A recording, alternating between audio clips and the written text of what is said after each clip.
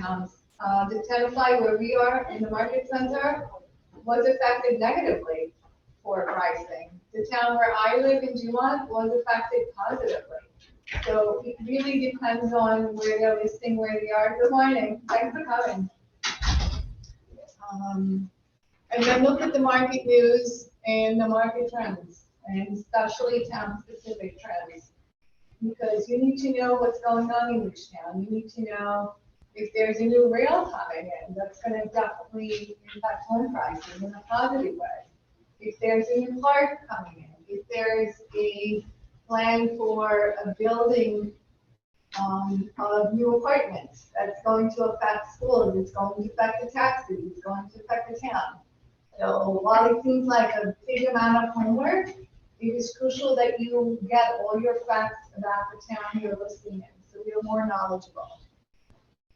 All right, any questions? No? Whoa.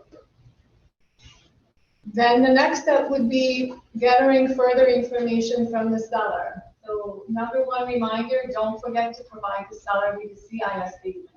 That is the Consumer Information Statement. The Real Estate Commission says before you have any financial discussion with your client, you must provide it to them. Explain agency relationships. Who are you going to represent in that transaction? If you're listing a property, you can be seller's agent only, or you can be seller's agent and disclose to your agent if the opportunity arises. But you would need to explain both possibilities. If you're seller's agent only, you are not allowed to represent a buyer for that property. Also, your entire market center is excluded from bringing a buyer to that property. Oh, really? Yes, why is that? Because the broker is the one that, the listing actually belongs to the broker. Absolutely, 100%. The broker represents all clients. So the seller is represented by the broker. Therefore, the broker is not allowed to bring any buyer clients to that property. So when I see that on listings, then agents check their own box and say seller's agent only, it's a red flag. It's a phone call. Okay? What do you mean by that? Did you make a mistake, or you really don't want to bring any buyers? Well, my seller only wants me to represent them. That's great, but does the seller understand that no one else within our market center is able to bring a buyer to that property? And they're like, oh no, they don't understand that.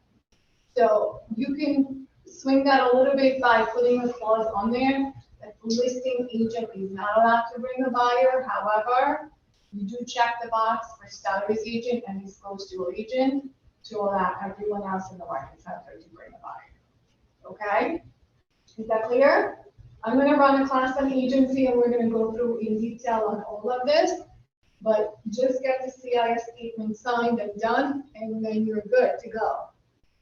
Then discuss options for the seller. So getting the home ready for professional photography is crucial.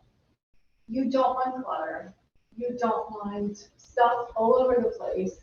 And it will make a difference in pricing the way the home looks. So it is a key discussion, and I have another slide to go over what you need to look for. Getting the home ready for showings. That might not look exactly like you got it ready for photography, but it does have to look a certain way in order to attract buyers. Staging. Discuss if staging is necessary. It might be, it might not be, it might be okay.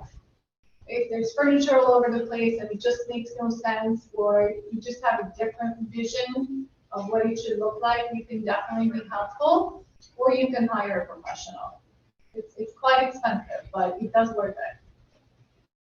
Home warranty offering, don't forget to mention that the company offers home warranty. They don't have to take it.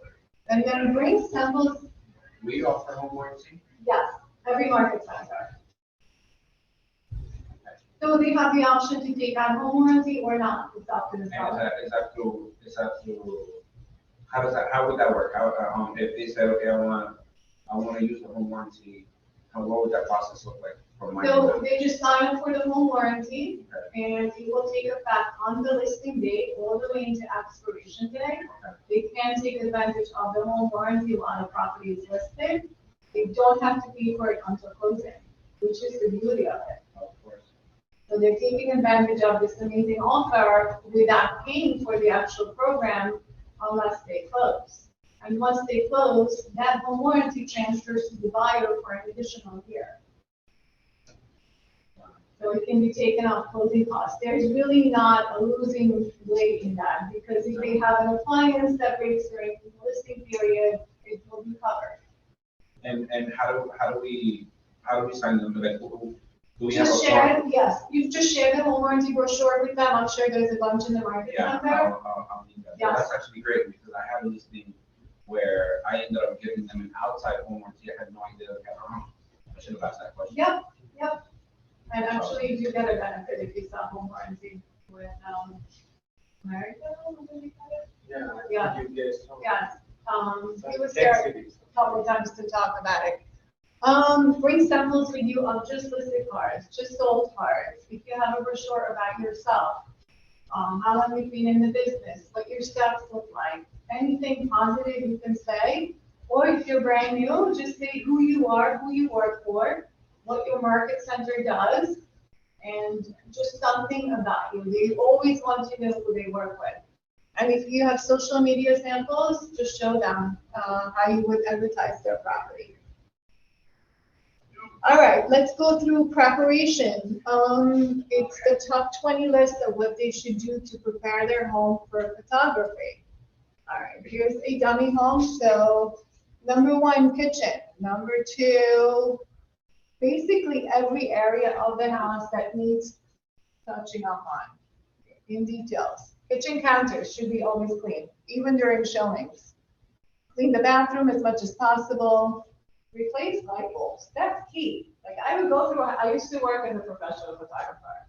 I get to a house and there's no lights on. I'm like, it's hard. It's very difficult. And it doesn't show up either. Are you gonna send those? Am I gonna send you the slides? Yeah, probably. I'm happy to share. Just make it- Turn on all the lights for photography and showings. So when you show property, you need to be there 5-10 minutes early. Open all the blinds, correct. Open all the curtains. Turn on all the lights in the house. So make sure you're there earlier than your buyer client or your seller. Open all window treatments. Remove unnecessary furniture and decor. That's before photography. Remove floor mats and runners. I used to remove carpet too. Kitchen had a carpet, if the bathroom had a carpet, out. Turn off all TV and all ceiling fans. It's just a distraction. Clean all major appliances. When you get to a property and the fridge is full of magnets and pictures and what is the buyer gonna do? Stop and look at the fridge and the magnets. Like, don't do that. Have all the beds made. I'm not even sure why you have to say this. It should be common sense. Make your bed. You get up in the morning, you make your bed, right? Remove all personal photos. If I'm gonna walk up the steps and there are 20 photos and I'm going up there, it's gonna take me 5 minutes to get up there because I'm gonna stop and look at every photo.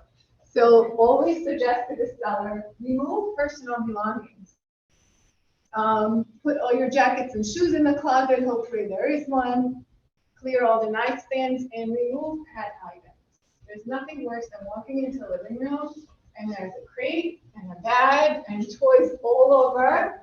And that's exactly what my living room looks like every day, and I hate it. So when you're selling, it has to look different, and it's a conversation you need to have with the seller because it will make a difference in the pricing. So while this is not part of the CMA, it is part of the money that they'll be receiving based on how the home looks like. So it's just as important. Exterior, tidy up the yard. I know it's hard, especially in the fall season, but rake the leaves up, clean it up. Sweep the porch, clean the cars in the driveway areas. Remove the car from the driveway. So they can see the actual driveway. They can see where the garage is. I have a driveway that can hold 6 cars. If I were to sell my home, if I usually have 4 or more cars on my driveway, because my kids drive, which drives me crazy. But remove all of them. You know, if you have to take them around the corner, just do it so you can see a better view of the home. Hide all your garbage cans. Hopefully there's a place to do them. Remove the barbecue cover so you can actually see the barbecue. Unless the barbecue is not a part of the sale, But for the pictures, you should definitely do that. And if there's a nice patio area, open your umbrellas, put out the patio furniture, put out the cushions, the pillows, everything. Design it, make it look nice. I also used to put out lemonade and furniture and including all the accessories for like a summer picnic. It just makes it look desirable. So that is to get ready for photos. And then to get ready for showings, just common sense things that you should stick to. Clear all the stairwells, make sure there's no baskets, toys, or shoes as you're going up and down the stairs. It's just a hazard. Make sure all the stairs have handrails. Make sure every area is well lit, including basements and attic area if you can go up there. Secure any loose carpeting everywhere. It's such a falling hazard, and you are liable in the future when you're showing something. If there is any low clearing, you should have signed up anywhere else. If there's an unexpected step into a sunken living room or something like that, make sure it's well advertised that there's a step down or a step up, so no one gets hurt. And during showings, be careful and make sure the seller understands that they are also responsible for their personal belongings. So make sure they don't leave out any collectibles, like Facebook cards, for example. If they have anything that is valuable and collectible, lock it away. I understand you love it. I understand you want to showcase. That's not the time during showings. Money, never leave out money. Cash, credit cards, I don't care what it is. Jewelry. Never leave out jewelry. I'm a big offender. I go home and I do this and I leave them. And my husband finds them and he goes crazy. He's like, are you kidding me? Like, they're expensive. I don't even care if they only cost $5. It's jewelry. And what's worse, I'll go to the bathroom, wash my hands and take it off and walk away. So if you ever find my jewelry, that would be me. But I try to remember to do them. The other big thing is medication. A couple years ago, it started with medication missing from open houses and showings. So while we don't think of it, a lot of prescription medication needs to be locked up. Not over the counter unless it's something specific, but make sure they understand that if they have medicine, it's got to be locked away during showings and open houses. Okay? Any questions on this? We're good. All right, let's go over more questions with the seller. So assess the seller. Why are you moving? Are you changing job? Are you downsizing? Do you need a bigger home? You're pregnant, you're gonna have a baby, you need more room. What is the reason for moving? What is your timeline? You have plenty of time, you're gonna wait out the market, you're not sure. You know, you need to move within 2 months, something happened, you lost your job and you can't afford this anymore, whatever the reason is, find out what their time frame is.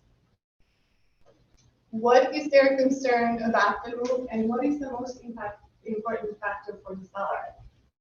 Again, that goes back to why are you moving and what is your motivation and what are you trying to achieve? So find out. What are the reasons why you purchased this property? What do you love about this home? Because those will be the features you're going to highlight in your CMA, in your listing. That's going to be important. So probably the reason why they fell in love with that property could be the reason why someone else will fall in love with it too. So it could be, you know, the recessed lighting all over the place. They just love how beautiful and bright the home is, or the large windows, or the huge kitchen with the aisle because they love to cook.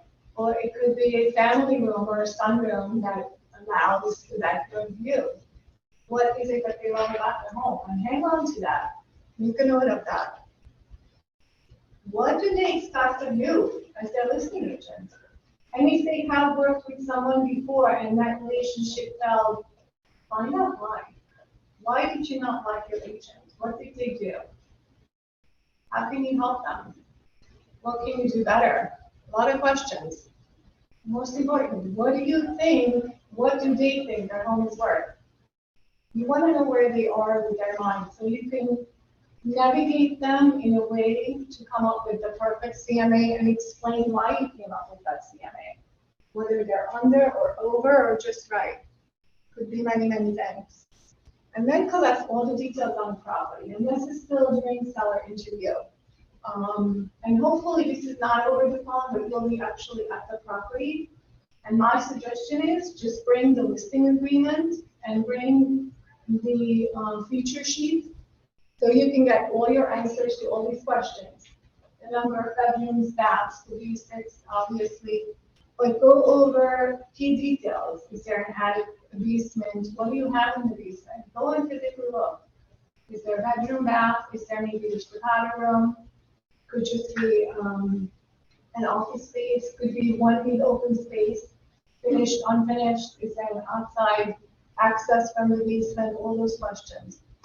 Utilities. Now that utilities really well. Is it gas? Is it radiator? Is it oil heat? What is it? AC? Is it central AC? How many zones? Is every zone separate? There's 3 levels. You have 3 zones, 2 zones. Which zone covers what? All those questions you'll be asked, and all that information is crucial to your CMA. Because you want to compare apples to apples and not apples to oranges. So the more you know about the property, the better CMA you can do. And then just go over everything and make sure you have the property size down properly, the description of the property, if there's any easement on the property. Hopefully they'll have a survey to prove where the easement is and what kind of easement that is. Any questions? So how did call it in zone? Is it each floor one zone? You mentioned about It depends. The AC could be one zone for every single level. It could be separate zones. So you have to ask that question. If they have 3 levels, basement, first, and second floor, and we have central air, some homes just have one zone that navigates all 3. Some homes have 2 and some have 3. In my home, we had 1 when we bought the property, and then we added a second zone. So yes, my second floor is controlled separately from the first floor, and I can navigate whether my basement is active or not. I can close it or open it. So it depends on how it's done, and that's a very good question. And then the central air, is it both heat and AC, or is it just one of them? So most likely it will be both heat and AC, and find out how it works. Okay? So those are all good questions, and that's stuff you need to ask them. Then you'll get to a search in the MLS, and that is going to be crucial. So you have to really pay attention to just search within the town that you're listing a property in. So if you're listing in Rutherford, you're going to look for Rutherford comparable properties.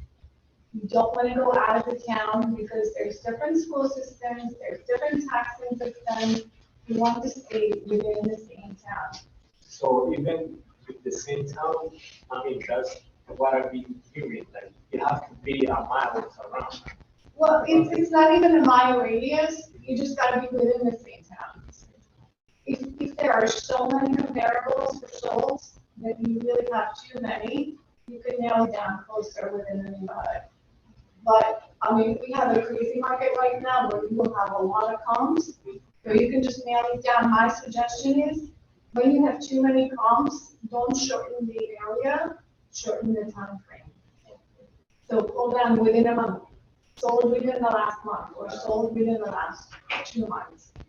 Right now, we're doing the last 3 months of properties for sale, for the gives you kind of data or comparison. And then you can nail down comparing a ranch to a sold ranch, a colonial with colonial, a cape with a cape, because they're not the same. A cape will never compare to a colonial or a ranch. They're just built differently, there's different style to it. So if you can go that deep within the CMA, then go style to style comparison. Okay? But for now, just stick to 3 months. Go ahead. So if we're talking about the town being closed, like what if the town that you selling the house is the same Belleville and the next house is in Nolly, so to make a change in, price. Now, you're still gonna stay within Belleville, because they're paying Belleville taxes, the kids go to Belleville schools, and they get those benefits from that municipality. So it's gonna be comparing to the same, everything that they'll be getting, the school system, the taxes, and, garbage disposal, whatever applies. But you really can't go to the next, yeah, it's not advised. Yeah, and the reason that I asked you that question is because it was to appraisal is gonna make it comparable with a mile around. The appraiser, no, they Not usually necessarily. follow the same town, they go within the town all over the place. I mean, if they can be really close, they will be. But you will find right now that's easy, but in a different market, that's gonna be very difficult. And you'll have to expand your search up to 6 months or even more to find, when you get to a buyer's market. So, right now it's a seller's market, so we're killing it. Pull active under contract and sold comps, but what you're gonna be focusing is sold prices. The active will show you where they get listed, the under contract and the days on the market will show you how fast and at what price range they go under contract with. And the sold price is what's going to give you the really good data on where they're selling. And then key factors you're gonna compare is number of bedrooms. So clearly, if it's a 4-bedroom house, you're not gonna compare it to a 2-bedroom house, even if it's the same size property. So you're gonna focus on the bedrooms, the number of baths. Be close. If it's 2.5 and 3 baths, that's pretty close. If it's 2 and 4, that's not that close. There's gonna be a price difference between these two homes. Taxes. Be as close with taxes as you can be. So if the taxes are $12,000 a year, don't compare it to one that is $8,000 a year. Okay, be as close as you can be. 10.5, 11, you're fine. It's okay, it's there. But don't be too off. Lot size. A 50 by 100 is not the same as a 100 by 100 property. You can do so much more in a 100 by 100 property. That's double of the 50 by 100. Don't forget that. Okay, so that is also important. And you're built.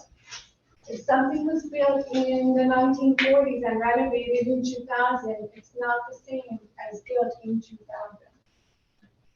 Close, but not there. Exactly. It's not an apple and an apple. So these are your key factors you'll be looking at. Bedrooms, baths, taxes, lot size, your bill. So when you pull up your comps for the last 3 months and you look at your solds, you pull it up in the MLS, right, side-by-side data. Then you look at all of that, and it will clearly show you. These are the number of bedrooms for these properties. These are the baths. This is the taxes. This is what it sold for. This is your property size. And then you can get an idea of where you are. When you decide to give your seller a range, it's not going to be, Mr. Seller, I think your property is worth 550. I think your property is worth between 525 and 560. Somewhere in that range. Where would you like me to list it? Oh, go 570. They're going to tell you list it higher. But just be careful. Never ever give them an exact number. Just go with a range for that. Other things that you should be preparing when you give them the CMA is a marketing plan. What do you promise to do for that property when you get that listing? You're going to advertise it, put a sign on the property, put it on social media, do an open house, do a broker's open house. Keep in touch with them every single week. Give them a market update. What's going on in the neighborhood, in their property? How many showings they had? How many offers they had? Every single week, you should be on the phone or have an appointment with the seller to discuss the report of what happened in the past week. And then we'll go over a price comparison, where you need to adjust or where did you go wrong. Have information about your company. I put KW Talent, but never mind. Put information about the company you work for, so they understand, because the broker will be representing them. So they need to know who you are and put information about you, your background, how long you've been in the business, you know, if you have another profession, what did you do before, let them get to know you. Then I'm gonna go over what happens when you overprice or underprice and what factors will influence the property value and all of that. So let's get started. Factors that influence the listing of the price of the home. This is what influences and this is what not. Let's start with what not. Factors that have no effect on the current value of their property. How much they paid for it? Does that matter? No. What if they bought it in 2007 at the height of the market and paid 300,000? But today it's only worth 600. And they say, I want 800? They can, but what is going to be your answer? Your home is not worth 800 right now. The market changed. Your home is worth 600. But I paid 800 and I want 800. You're not going to get it. You just need to nicely explain to them that's not where we are right now. And this is what we're going to see in a couple of years. 2022, right? 21. Starting at the end of 2020, sellers started getting more and more for their property, where it was not even increasing, correct? Especially right now, buyers are overpaying 15 to 20%.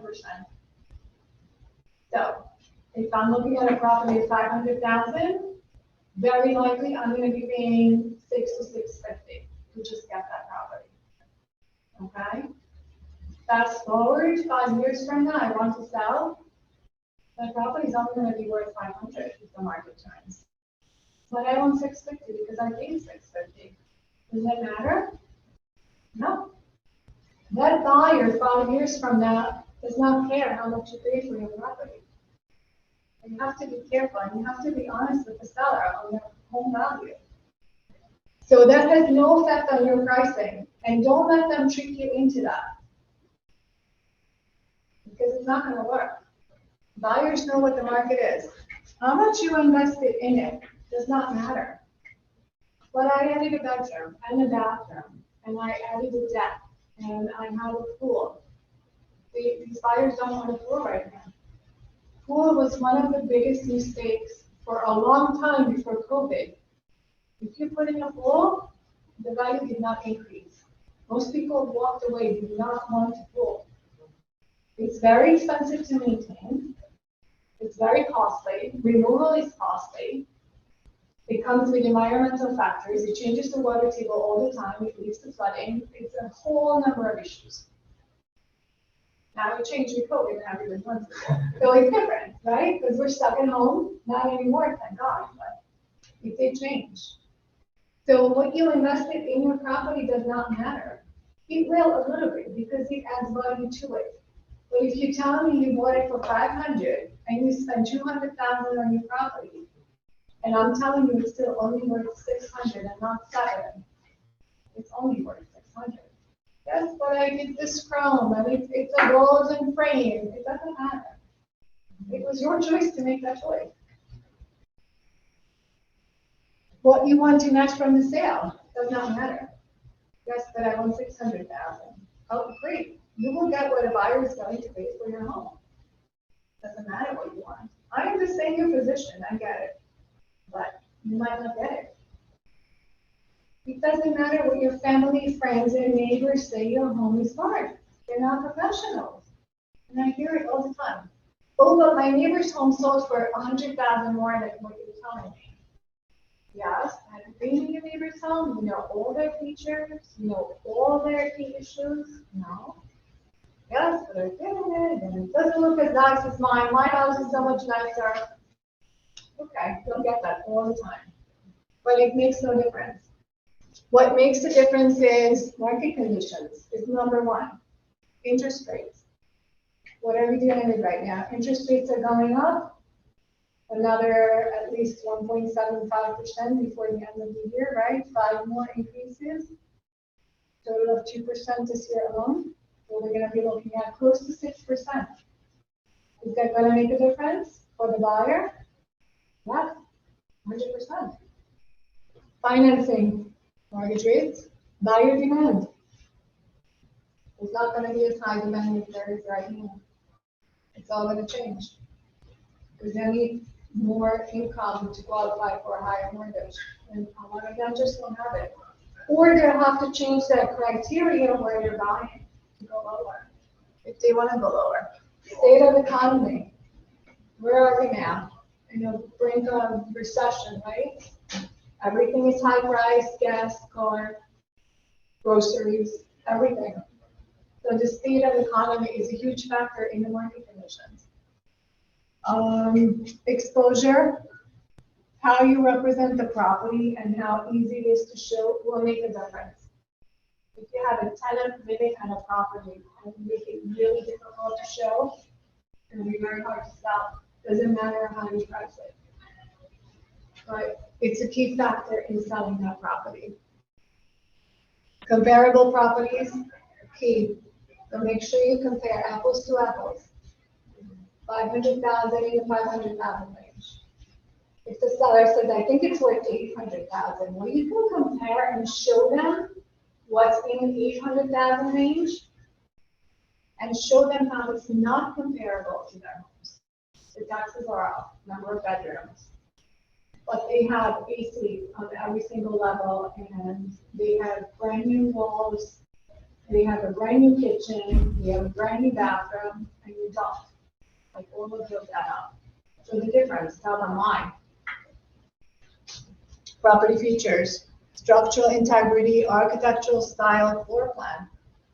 Makes a difference.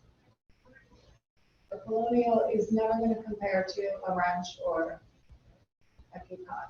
So architectural style, an open floor plan that we've been seeing since early 2000s is not going to compare to an older Cape Cod that has small rooms and just a mismatch all over the place.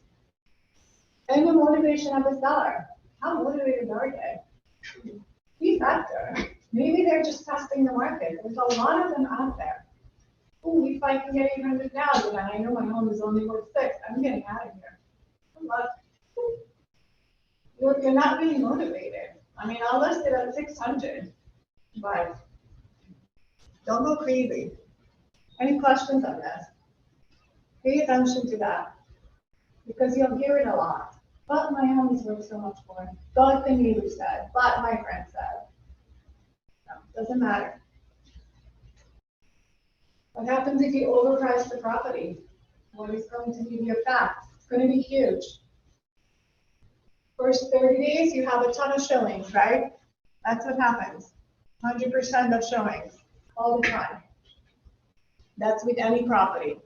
Then the showings start to decline in months 2 and 3, and it really declines into month 6 if you don't change the price.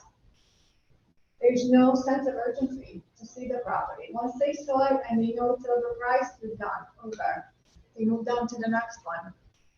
Buyers will wait until we reduce the price and just keep working on that. And as more homes come on the market, your home is going to be less competitive at a higher price. So it's just going to sit there. Huh?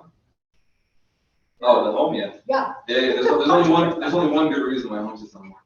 You guess? Overpriced. That's it. Yeah, because if it's a knockdown at 200,000 or a luxury home at 2 million, it's always one reason. Yep, absolutely. And it helps the competition sell faster. It's not helping you at all. You overprice and they price it right, they're going to sell first. If you look at a close neighborhood and there are 3 homes on the market in the same price range, which one will sell first? The best price property or the lowest price property. And the highest price will just sit there. So you have to keep a good eye on competition all the time. Very important. If you price it intelligently, what happens? You'll get same amount of showings first 30 days, right? The good pricing will bring in more showings actually, and you'll have a possibility of multiple offers within the first 30 days, right there. Activity will be huge, and you'll start getting offers right away. And it will result in a higher price in a shorter time. Get your pricing target. This is key for a CMA to be right where you need to be. If your showings have new offers, you need to do a price improvement. You keep showing a property, it's showing a lot, and the seller's saying, we have so many showings, no offers. Why? We are overpriced. That's the simple reason. So what is the price improvement? About 4 to 6%. So just come down with the price of yours fast. First 30 days passes and you have no offers in today's market, you are overpriced. Just because it's a crazy market, it doesn't mean everything is selling. There are homes sitting on the market that are overpriced. When you think everything would be selling, they're not. If you're only getting drive-bys and no showings, you have to do a bigger price improvement, somewhere between 6 and 12%. So I've done open houses in a property that was overpriced. It was very disappointing.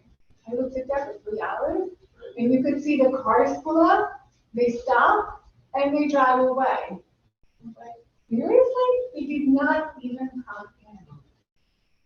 So that's hard. Drive-bys and no showings.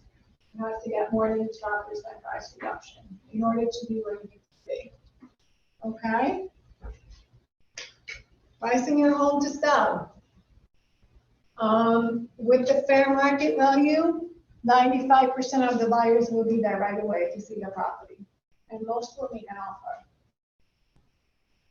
If you're 5% over market value, only 50% of the buyers will show up. It's only 5%. And this is data from like national statistics, and it really works. If you're 10% over market value, 30% of the buyers will show up or less. If you're 50% over, only 20% of the buyers will come and see. Crazy.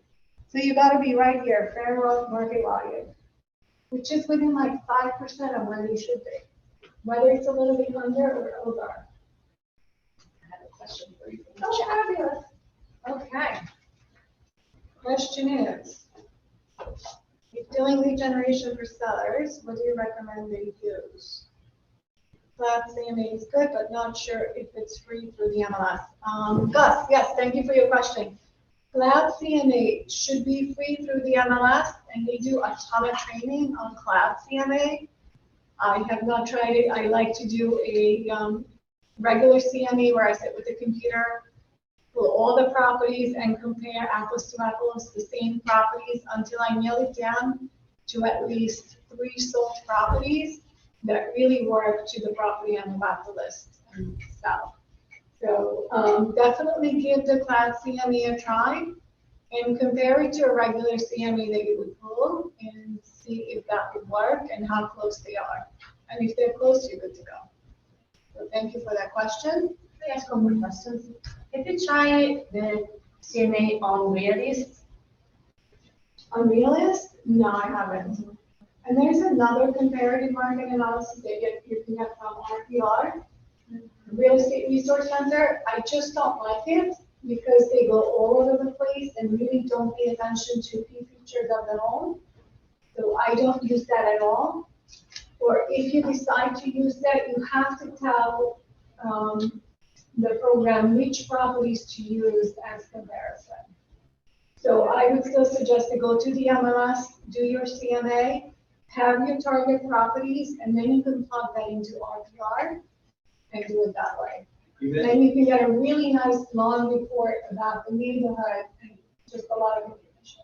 But the MLS has to be in Berkeley County. Yes. If you, let's say Hudson, you gotta use Hudson. Yes, most of that is in the MGMLS as well, but you can use something else.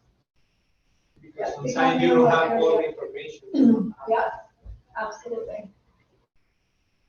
Okay, if you price your home properly, you'll get the most amount of buyers in the shortest amount of time, so that's how you know. Once you start showing the property, it's gonna be much great. Within 2 weeks, you'll start getting offers. If you're not, it's a red flag right now. Let's see what else we have.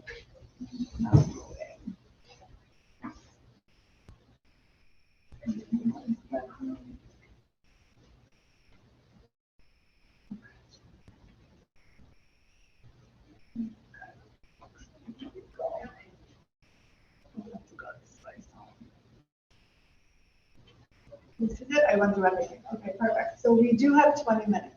Let's see. If you want to do a quick CMA, we can do that. Just to show you where we would be, that would be awesome. We went through everything quickly. Do you have any questions, anybody? No? Okay. And we can do a CMA on someone's property if someone is brave enough. If not, we could do it on someone's neighbor, which is always fun.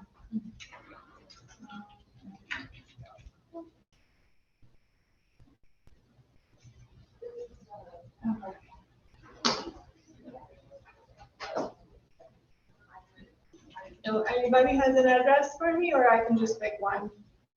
You can give, okay, good. All right, then let's do a Fourth CMA. Erie Avenue, Monville. Okay, Monville. Monville, Will it be? Montvale. Monville. Is it any New Jersey MLS? Will it be in there?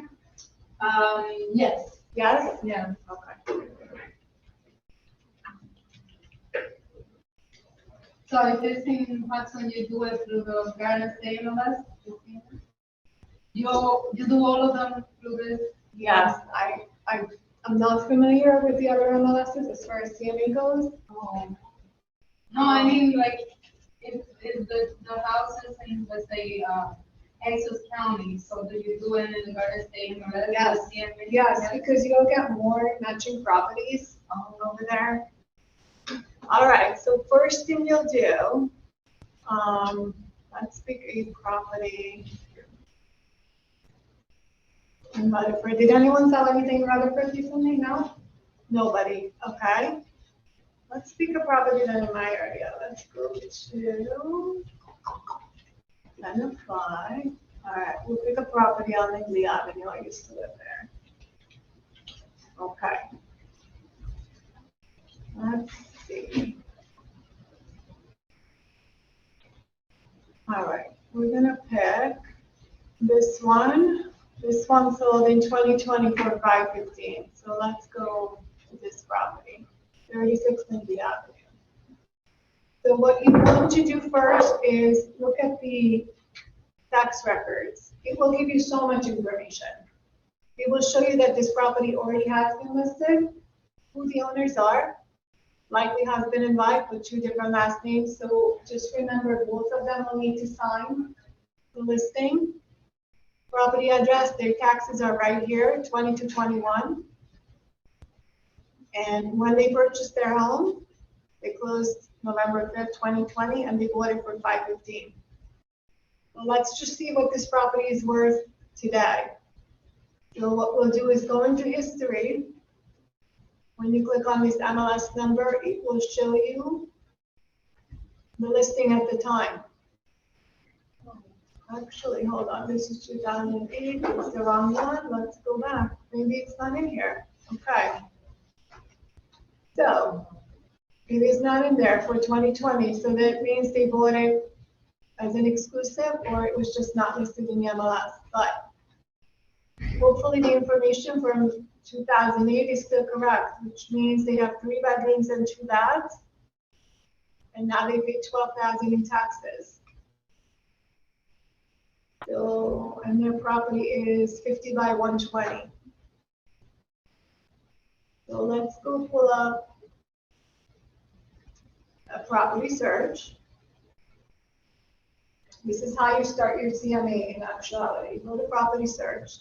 You're going to put in your town area. I'm putting in, already dyslexic. Putting in town applied.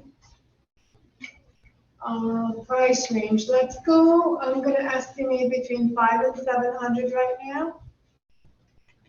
And if it's not the right range, we can always change that. And for status, just put in active, under contract, and sold. Go with the detailed status date, and as I said, go back only 3 months. Okay, there's only 3 properties, so we're gonna extend that. And we're gonna change it to 6 months, because we need more than that. We need data. Let's see. Okay, 23, perfect. Hit the search button. Sorry about that, we'll start all over again, hold on.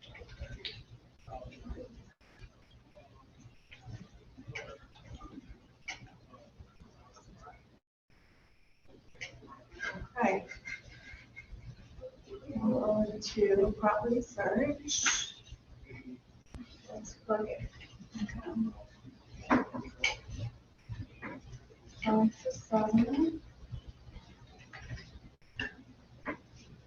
Okay, and we did status on the contract sold. Let's go 6 months. That's a good part. Search. All right, here we go. Only 3 properties active in that price range. We have 7 on the contract and we have 13 sold. And that's pretty cool. What I'm going to do is check all the properties. I'm going to go into the full report and compare the details. Remember, 3 bedroom, 2 baths, 50 by 120 property, about 12,000 in taxes, right? Here's the first property. 3 bedroom, 1.5 bath, that's fine. 50 by 100 property, a little smaller, a little less taxes. So if I want to keep that as one of my comp, it's okay, but it's a little bit on the low side. So just keep that in mind. And don't forget, this is active. So we're not going to focus that much on actives. We'll focus on others. Here's another one, 3 bedroom, 2 bath, closer. Closer in taxes and closer in property size. This is a little bigger, 60 by 130. So fine, we'll leave that. Here's another one, 4 bedroom, 3.5 bath, 13,000 in taxes. And a newer built home. Is this going to be comparable? No, not going to be comparable. It's 1 more bedroom and 1 more bath. Yeah, I'm going to uncheck that. I'm not going to use that for my CMA. Plus, this is a much newer home. All right. Usually when it's bigger than bigger Yes. than your house, you. So it's worth more. I'm going to skip it. I So really want to usually focus on exactly what my property looks like. So usually it's close or exactly the same. Yes. In the number of bedrooms. Exactly. Okay. Yeah, try to stay as close as possible. And here we go. Here's one on the contract at 549,999. Look at this. 3 bedroom, 2 bath, 50 by 100. About the same taxes. My property is 50 by 120. And built in the same range. So I'm definitely keeping this as one of the options. That's a good comp. Here's another one. 3 bedroom, 1.5 bath, little bigger property, a lot more in taxes. So let's just skip this one. This property size is bigger with more taxes. Next, 3 bedroom, 1.5 baths, about similar, a little bit larger property, you can keep that. Next one, 3 bedroom, 1.5 baths, same property size, a little bit less in taxes. But that's a good comp, where they're up to 600. This one, 100, this is bigger. 4 bedroom, 3.5 baths, and 15,000 in taxes. So we're gonna skip this one. Next, we're still in the under contract category. Look at this property size, 102 by 380, 3 bedroom, 5 bedroom, 3 baths. Is this comparable to mine? No. Remove this one. This is not a comparable. Here's another one, 4 bedroom, 2 bath, 14,000 in taxes, much larger property. Skipping this one too. So at least you know that the bottom range of your price range, the 5 to 6, is where you should be, right? But now you know 6 to 7 is too high. Because the properties you're getting are much larger. Or just don't compare. All right, now we get to the sold category, right here. We went through active on the contract, we're into sold. Let's see, 2 bedroom, 1 bath home. Taxes are almost there, but a 2-bedroom and bath, it's not comparable, right? Not the same. So let's uncheck that, we're not gonna use that data. 16 Cambridge, 3-bedroom, 2 baths, 60 by 100. So this is there, lot size is almost there. Ours was 50 by 120, what about the same with the lot size? And taxes are about 2,000 off. So we can leave this is okay. And look, it sold at 530. But they listed it at 499, why? They were smart. They knew this property was worth 500. They went just under, and they got more. What happens if they list at 530? You think they get to 530? Maybe, but maybe they don't.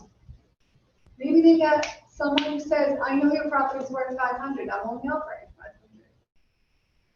So the listing agent was really smart to use that. Okay? Next. 3-bedroom, 1.5 bath, similar taxes, you can leave this one, this is fine, sold at 580. Look at John. It's different, 530 and 580. This one, 4-bedroom, 2 bath, much higher taxes, we're gonna skip this one. And bigger property as well. This property, 3-bedroom, 2 bath, similar lot size, similar taxes, we're gonna leave this. It sold at 630. The other one sold at 530. So now what? Now what do we do? They're both comparable.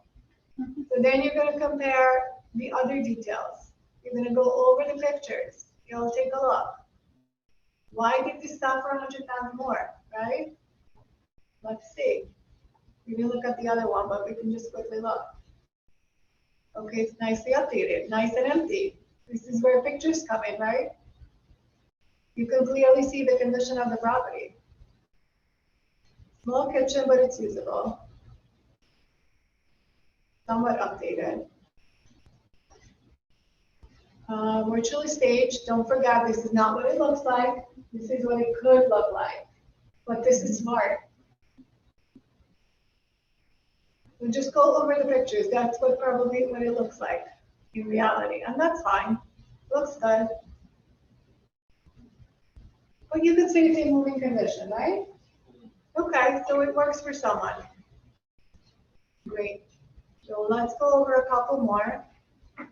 5-bedroom, 3 baths, bigger property. Are we going to use this one or not? We're not. I'm going to skip this one.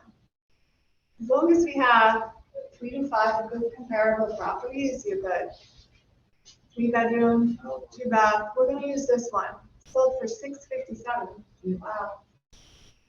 Crazy. They're really off. They're all over the place. 4-bedroom, 3 bath. Similar taxes though.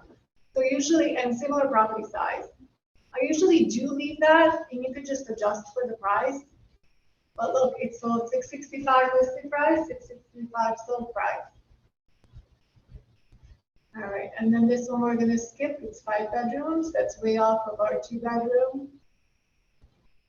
And this one is also way off. We'll skip all that.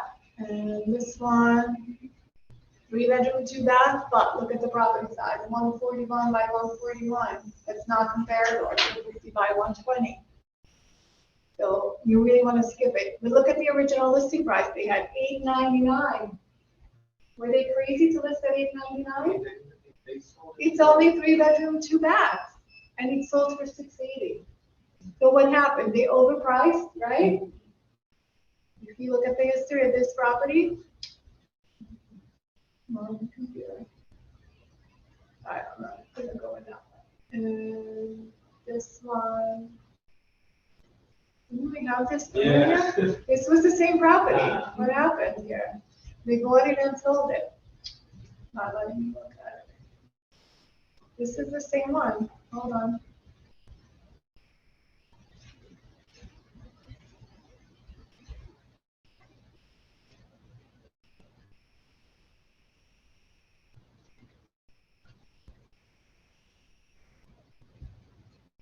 This one. So somebody bought this and flipped it. They flipped it. This closed November 11th Like, at 5:30, yeah, they sold it for 600. and they relisted it. It's crazy. He relisted it at See? 690. 4 months later, and they got 690. That was a good buy. That was Oh. smart. Six. So in that case, what do? That property is really worth what now? This one. This is the later sell. Or probably they renovated. No? Maybe they didn't. Maybe the pictures. They could have just flipped it. Maybe they just painted it. So when you find properties like this, remove the first one. That sold first, no longer applies. The market is not there. The market is but the newer market. So let's remove that one. Can you see the picture just out of curiosity? One of 4 pictures, it's the same pictures. Yeah. It's- No, the same. Okay, so we'll remove this one because this property is really not worth 530, it's worth 690. Crazy, right? So if you have the money and if you find a property you think is underpriced, do it. You can still do it, but the market will change. Okay, good. We have all our checks in. Let me just make sure if it looks like the last one. Yeah, that's where we stopped. This one does not compare 4-bedroom, 4-bath. Forget that one. Okay, good. Now comes the beauty of everything. You go back to search and you're going to change it to the CMA report and go. Oh, come on. Hold on. Let me go back. All right. When you go back to, I'm not going to be able to log in. It's kicked me out. When you pull up your report, the next page will show you the information you need to fill out about the seller. You just put that information in, and then you go into the actual CMA report, and it gives you the suggested list price and suggested sold price. And the following report will actually show you the entire comparison to your subject property and to all the other sold and listed properties. Go ahead. Can you do that next week? I'm sorry? Can you do that next week? Or Yes, we yes, have a- yes, we can do it next time, and just do an actual property where we do the Yeah. same thing. So next week, just come with a property you want to be expanding on, Oh, and then we'll go through it step by step, and we do it together, okay? So in terms of the one, but that is, it's not coming out on the next. On tax record, I'll look with you. All right, and let's practice at home. Why don't you just do a property? Do your house or do your neighbor's house and see what you got. Just go over the same data and the same details and compare apples to apples, okay? Awesome. Thank you, everybody. You're welcome. Thank you, Judith. You're welcome. Bye, guys. On Zoom. thank you. Thank you.